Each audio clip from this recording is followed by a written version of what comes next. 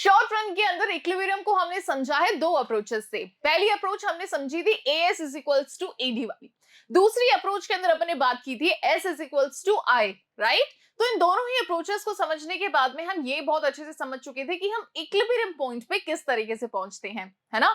आज के इस वीडियो के अंदर अपन एक और नया टॉपिक डिस्कस करने वाले हैं जिसके अंदर हम उस इक्विलिब्रियम पॉइंट को शिफ्ट करते हैं, right. So hello everyone, this is me Ayushi and I welcome you all to Score Shala. हमारा आज का जो टॉपिक है बच्चों, it says shift in equilibrium, impact of additional investment। यानी कि हम इक्विलिब्रियम को शिफ्ट कर रहे हैं। किसकी मदद से हम शिफ्ट कर रहे हैं? इन्वेस्टमेंट की मदद से हम शिफ्ट कर रहे हैं। अब इन्वेस्टमेंट में हम ऐसा क्या कर रहे हैं? सो इन्वेस्टमेंट को हम इंक्रीज करके इक्विलिब्रियम को अपवर्ड शिफ्ट कर रहे हैं, राइट। अब इसको मैं आपको समझाऊंगी एग्जाम्पल के थ्रू भी, डायग्राम के थ्रू भी, और जो कंटेंट मैं आप लोगों ने लेके आती हूँ उसके थ्रू भी। ओके, तो शुरुआत करते हैं अपन डायग्राम से समझने के, राइट। सो यहाँ पे देखो, जब अपन ने इक्विलिब्रियम समझा था तो जब चलो अपन अप्रोच ले लेते हैं यहाँ पे। सबसे पहले तो AS is equals to AD वाली अप्रोच ले लेते हैं, ठीक है। अब इसके अंदर अपन ने क्या समझा था?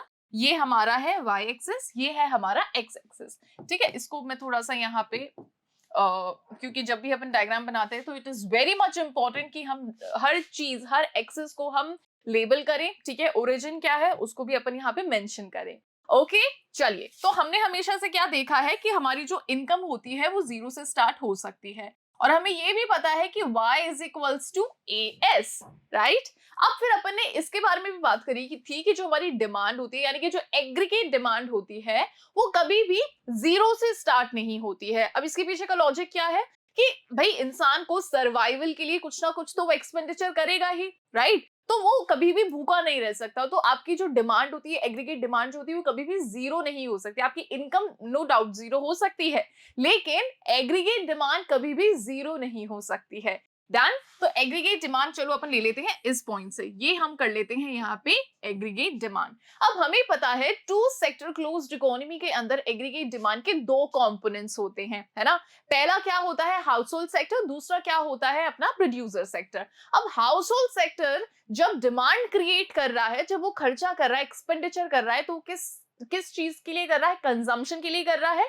तो इसी चीज को ध्यान में रखते हुए हमें पता है कि एग्रीगेट डिमांड का पहला जो कंपोनेंट है इट इज फॉर कंजम्पशन, और दूसरा यानी कि जब अपन टू सेक्टर क्लोज्ड इकोनॉमी की बात करते हैं तो इसके अंदर दूसरा हमारा जो कंपोनेंट होता है वो होता है हमारा प्रोड्यूसर, राइट। अब प्रोड्यूसर जब डिमांड क्रिएट करता है तो वो किस पर्सपेक्टिव के लिए करता है? इन्वेस्टमेंट के लिए करता है ना। तो C प्लस I ये दोनों किसके कंपोनेंट्स है? एडी के कंपोनेंट्स होते हैं, ये हमें बहुत अच्छे से पता है।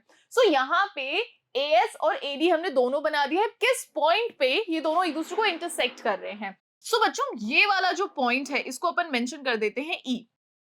तो इस पॉइंट पे क्या हो रहा है? AD is equals to AS है, राइट। सो यहाँ पे क्या है? AS is equals to AD, यानी कि ये क्या है? ये इक्विलिब्रियम पॉइंट है। ओके, अब ये क्या है यहाँ पे बच्चों? ये है आपका आउटपुट।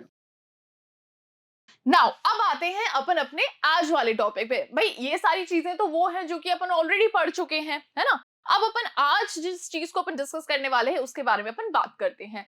तो यहाँ पे हमने ये बोला है कि हमारा जो इक्विलिब्रियम पॉइंट है वो अपवर्ड शिफ्ट होगा। किस तरीके से होगा? कि जब हम इन्वेस्टमेंट में इंक्रीज करेंगे, ठीक है। इन्वेस्टमेंट को जब अपन इंक्रीज करेंगे, यानी कि यहाँ पे मैं एक बार तो पेन का कलर चेंज कर देती हूँ सो दैट आपको समझ में आए कि अपन आज किस बारे में बात कर रहे हैं। सो अपन यहाँ पे टोटली बात करने वाले हैं चेंज इन इन्वेस्टमेंट के, यानी कि इन्वेस्टमेंट के अंदर अपन चेंज करेंगे, इन्वेस्टमेंट को हम यहाँ पे बढ़ाएंगे। ऑलराइट। सो जब हम इन्वेस्टमेंट को यहाँ पे बढ़ाएंगे तो एग्रीगेट डिमांड जो है हमारी वो अपवर्ड शिफ्ट हो जाएगी, ठीक है। सो हम इसको यहाँ ले लेते हैं, ये देखिए। ओके, सो ये आपका वो वाला पॉइंट है जहां पे आपका मतलब एडी मतलब एएस और एडी दोनों इंटरसेक्ट कर रहे हैं, ठीक है। ये हमारा नया एडी है, तो इसको मैं यहाँ पे AD is equals to C plus change in investment, ठीक है। चेंज इन इन्वेस्टमेंट क्यों किया हमने? क्योंकि हमने पहला हमारा इन्वेस्टमेंट ये था, हमने इन्वेस्टमेंट में इंक्रीज किया, तो हम कहां पे शिफ्ट होंगे? अपवर्ड शिफ्ट होंगे। अब ऐसा करने से हुआ क्या कि हमारा जो आउटपुट है वो क्या हो गया? वो बढ़ गया। पहले हमारा आउटपुट कितना था? ये था। सपोज इसको हम ले लेते हैं Q, ठीक है। अब हमारा जो आउटपुट है वो है Q1। तो हमने, आप देखो कि हमने इन्वेस्टमेंट में सिर्फ कितना सा चेंज किया, हमने इन्वेस्टमेंट में सिर्फ इतना सा चेंज किया, लेकिन इतने से इन्वेस्टमेंट के अंदर चेंज करने से हमारे आउटपुट के अंदर कितना इंक्रीज हुआ, इतना सारा इंक्रीज हुआ। ठीक है, आउटपुट मान लो या फिर इसको आप इनकम मान लो। ठीक है, तो यहाँ पे कुल मिलाकर के बात ये है कि थोड़े से इन्वेस्टमेंट के अंदर, थोड़े से इन्वेस्टमेंट में जब हम चेंज करते हैं तो उसका डायरेक्टली इम्पैक्ट जो है हमारे आउटपुट पे वो काफी ज्यादा देखने को मिलता है। इसी को ही अपन किस नाम से जानते हैं बच्चों? इसी को ही अपन कहते हैं multiplier effect. Okay, multiplier effect. ये जो मल्टीप्लायर इफेक्ट है इसको अपन ऑल्दो डेप्थ में भी समझेंगे, इसके ऊपर एक आपका सेपरेट वीडियो होगा, लेकिन हाँ यहाँ पे आपको जो जिस चीज के बारे में आज अपन बात करने वाले हैं वो आपको मुझे लगता है क्लियर हो गया होगा। तो सिंपल सा लॉजिक है कि हमने यहाँ पे हमारे इन्वेस्टमेंट में जैसे ही इंक्रीज किया वैसे ही हमारा जो आउटपुट जो है वो उसके अंदर भी हमें इंक्रीमेंट देखने को मिला है। पहले हमारा इक्विलिब्रियम पॉइंट ये था, फिर हमारा इक्विलिब्रियम पॉइंट ये हुआ, तो इसका मतलब क्या है कि हमने इन्वेस्टमेंट में सिर्फ इतना सा इंक्रीज किया है जिससे कि हमारे आउटपुट के अंदर इतना ज्यादा इंक्रीमेंट हमें देखने को मिला है। क्लियर?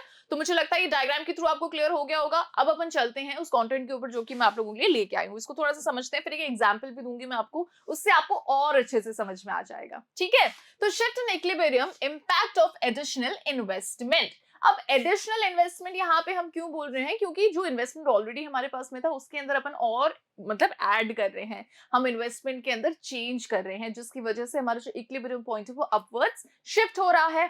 क्लियर? चलिए, so increase in investment cause increase in the level of AD.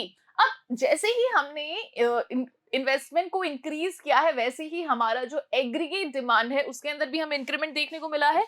हमारा पहला जो एडी था वो इधर है, फिर हमने जैसे ही इन्वेस्टमेंट बढ़ाया तो हमारा एडी भी इंक्रीज हो गया, और कहां पे शिफ्ट हो गया बच्चों? अपवर्ड, वो शिफ्ट हो चुका है। Okay, accordingly AD function shifts upward. तो हमारा जो एडी फंक्शन है वो कहां पे शिफ्ट हो जाता है? वो ऊपर की तरफ शिफ्ट हो जाता है। Now figure illustrate how it impacts the equilibrium GDP.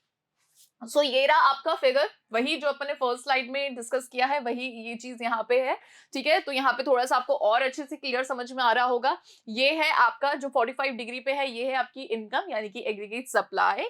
फिर यहाँ पे ई यानी कि ये जो ग्रीन लाइन आपको दिख रही है ये है आपका एडी।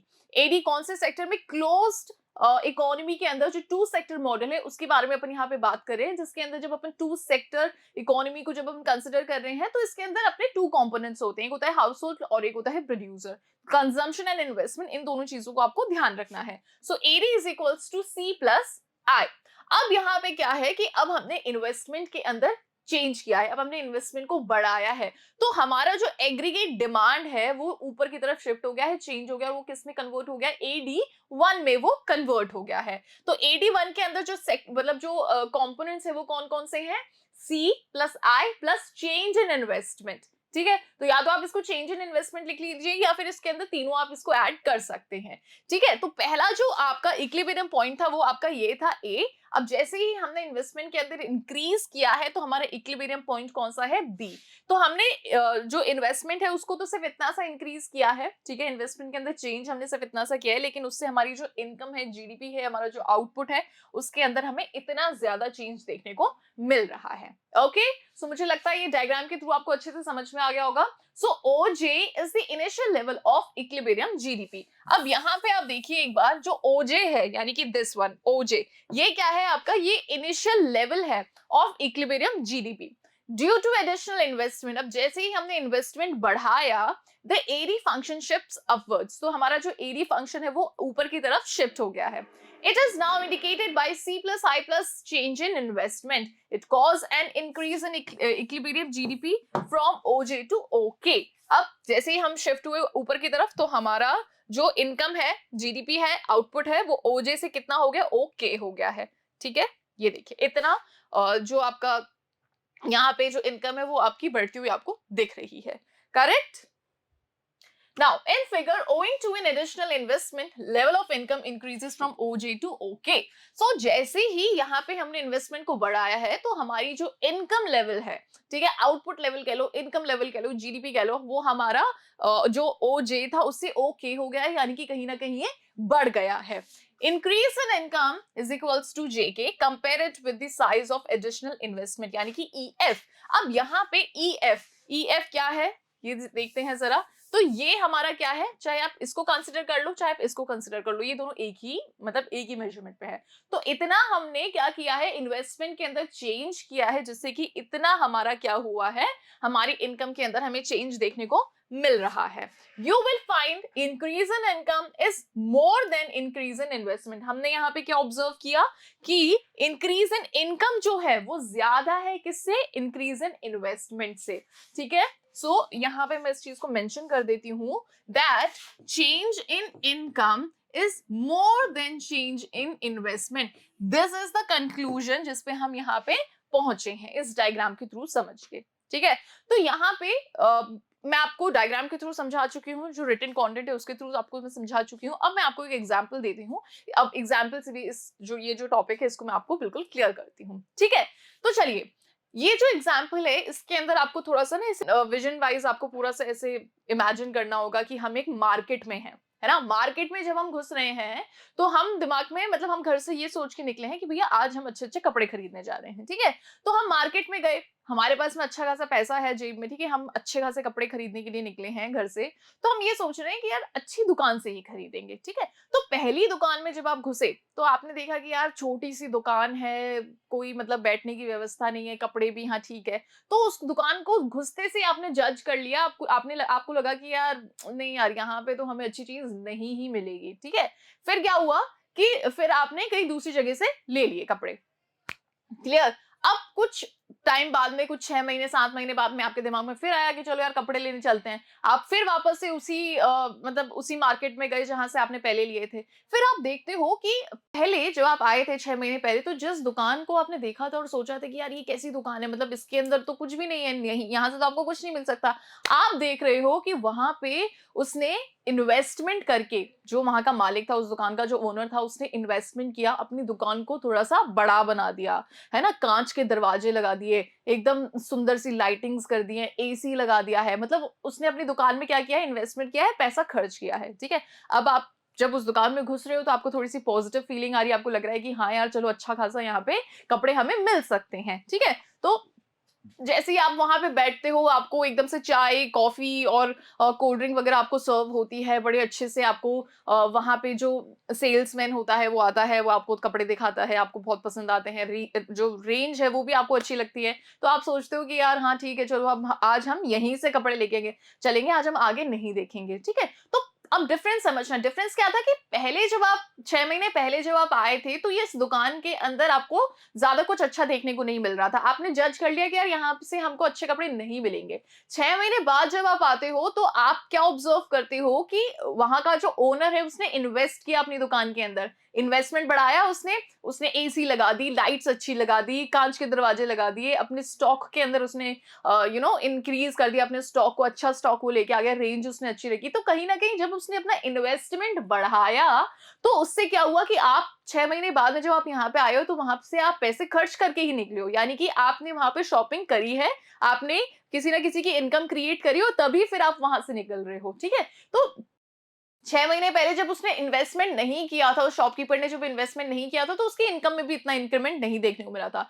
जैसे ही 6 महीने बाद उसने अपनी शॉप के अंदर अच्छा खासा इन्वेस्टमेंट किया है, वैसे ही क्या हुआ है, उसकी इनकम भी बढ़ी है. ठीक है, तो इस एग्जाम्पल के थ्रू आप इस कॉन्सेप्ट को अच्छे से समझ सकते हो कि इन्वेस्टमेंट करने से, भले आप थोड़ा सा ही इन्वेस्टमेंट करो, थोड़े से इन्वेस्टमेंट करने से आपकी इनकम के अंदर अच्छा खासा चेंज देखने को मिलता है. यही है आपका जो टॉपिक जो अपन आज डिस्कस कर रहे हैं. ओके, शिफ्ट इन इक्विलिब्रियम किसकी वजह से, impact of change in investment. ठीक है, सो मुझे लगता है ये टॉपिक आपको अच्छे से समझ में आ गया होगा. So this offer the conclusion that additional investment carries a multiplier effect on the level of GDP. So जैसे ही इन्वेस्टमेंट के अंदर हम इंक्रीज करते हैं, इन्वेस्टमेंट को हम बढ़ाते हैं, वैसे ही हम मल्टीप्लायर इफेक्ट को देख पाते हैं। ओके, और मल्टीप्लायर इफेक्ट क्या है? Change in the level of GDP और इनकम और output. Okay, so this brings us the concept of multiplier. और इसी के साथ में हमारे पास में कौन सा कॉन्सेप्ट आता है? मल्टीप्लायर का कॉन्सेप्ट आता है, जो कि मैंने आपको फर्स्ट स्लाइड के अंदर समझाया था। ओके, सो मुझे लगता है आज का टॉपिक आपको अच्छे से समझ में आ गया होगा। इसके बावजूद अगर आपको कहीं पे कोई भी ऐसी चीज है जो कि नहीं समझ में आई है, तो वो कमेंट सेक्शन के अंदर आप मुझसे पूछ सकते हैं। आपको ये वीडियो कैसा लगा ये जरूर बताइएगा मुझे कमेंट सेक्शन के अंदर। अगर अच्छा लगा है तो इस वीडियो को लाइक कीजिएगा, चैनल को सब्सक्राइब कीजिएगा, इस वीडियो को शेयर कीजिएगा और बेल आइकन को प्रेस करना बिल्कुल भी मत भूलना। Thank you so much.